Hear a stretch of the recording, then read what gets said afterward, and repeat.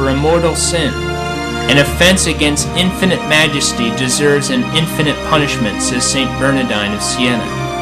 Moreover, this pain must necessarily be eternal, because the damned can no longer satisfy for their sins. In this life, the penitent sinner can satisfy for his sins insofar as the merits of Jesus Christ are applied to him, but the damned soul is excluded from these merits. It is related in the spiritual exercise of Father Sergioni the Younger that in Rome the devil who dwelt in one obsessed, being asked how long he would have to remain in hell, replied in a rage, beating his hand against a chair, "Forever, forever." So great was the terror thus inspired that many youths of the Roman seminary who were there present made a general confession and changed their lives at this great sermon of 2 words, "Forever, forever." Poor Judas, 2,000 years have elapsed since he has been in hell, and his hell is still only beginning. If an angel were to say to one of the damned, "Thou shalt leave hell, but when as many ages have passed as there are drops of water, leaves on the trees, and grains of sand on the seashore," he would rejoice more than a beggar on hearing that he was made a king. Yes, because all those ages will pass away, even if they be multiplied an infinite number of times, and hell will still only be beginning. Each one of the damned would make this agreement with God: "Lord, increase my pains as much as thou wilt. Make it last as long as thou pleasest. But put a limit to it, and I am content." But no, this limit will never be. The trumpet of divine justice will sound forth in hell nothing but forever, forever. The damned will ask of the devils, "What hour of the night is it? When will it end? When will these trumpets, these cries, this stench, these flames, these torments end?" And the answer will be, "Never." And how long will they last? Forever. Ah, Lord, give light to the many blind ones, who when told not to lose their souls replied, "If I go to hell in the end, well, I must have patience." O God, they have not the patience to bear a little cold, to remain in a hot room, to endure a blow, and yet they will have patience to live in a sea of fire, trampled upon by devils and abandoned by God and by everyone for all eternity? On the side of the demons. Besides what has already been mentioned, the terrible appearance of the evil spirits makes death yet more alarming to us. It is the opinion of many of the fathers that everyone when expiring sees the evil enemy. How appalling this sight is, and with what terror it must inspire the dying, exceeds the power of words to declare. It is related of Brother Giles that one day, when he was praying in his cell, the devil appeared to him in so frightful a shape that the brother lost the power of speech and thought his last hour had come. As his lips could not utter a sound, he raised his heart in humble supplication to God, and the apparition vanished. Afterwards, when relating what had befallen him to his brother monks, he trembled from head to foot as he described the hideous aspect of the adversary of mankind. Then going to St. Francis, he asked him this question: "Father, have you ever seen anything in this world, the sight of which was so horrible that it was enough to kill one to behold it?" And the saint replied, "I have indeed seen such a thing. It is none other than the devil, whose aspect is so loathsome that no one could gaze upon it even for a short time and live, unless God specially enabled him to do so."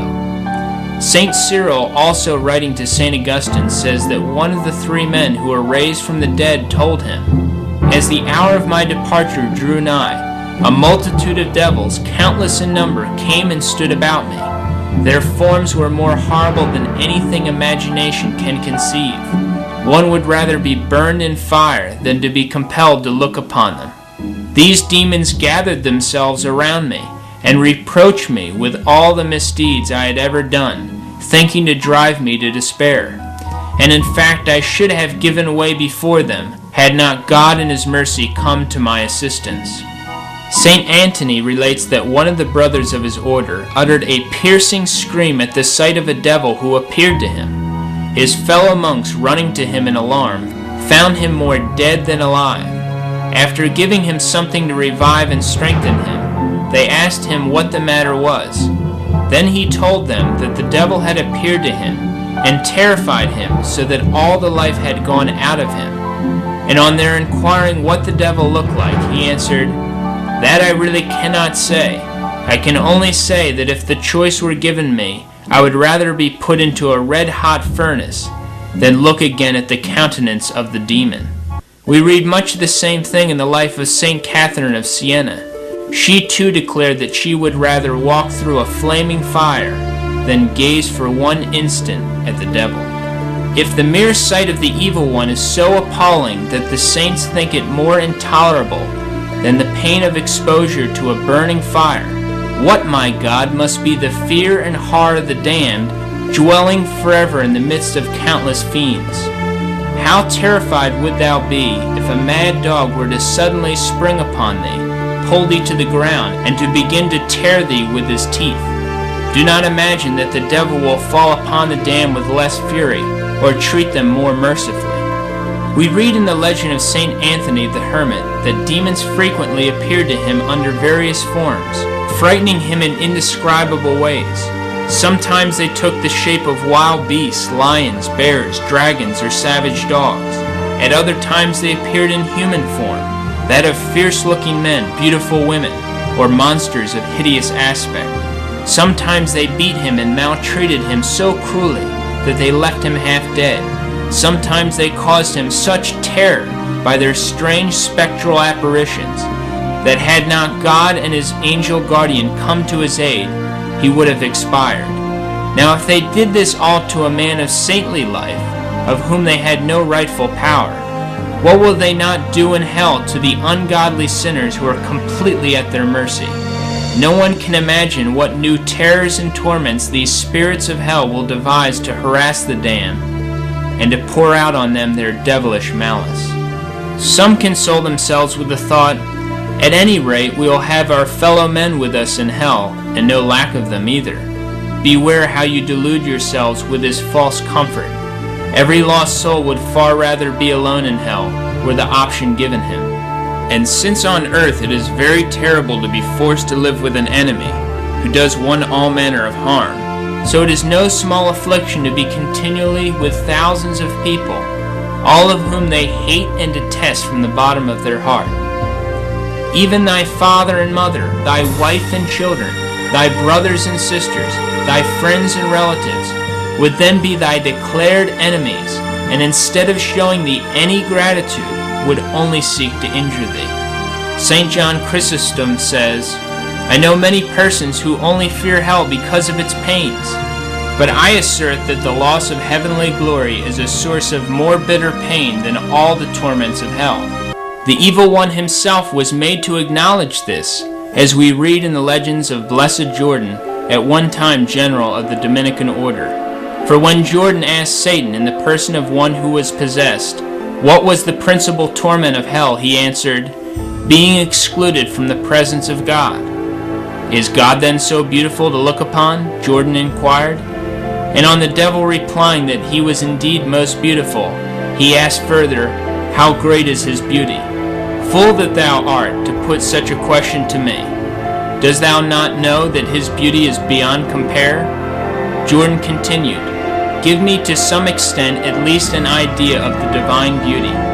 Then Satan said, imagine a crystal sphere 1,000 times more brilliant than the sun, in which the loveliness of all the colors of the rainbow, the fragrance of every flower, the sweetness of every delicious flavor, the costliness of every precious stone, the kindliness of men, and the attractiveness of all the angels combined.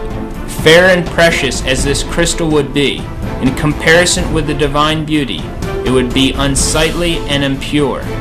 And pray, the good monk inquired, what wouldest thou give to be admitted to the vision of God? And the devil replied, if there were a pillar reaching from the earth to heaven, beset with sharp points and nails and hooks, I would gladly consent to be dragged up and down that pillar from now until the day of judgment, if I could only be permitted to gaze on the divine countenance for a few brief moments. What dost thou imagine that eternity really is, or what its duration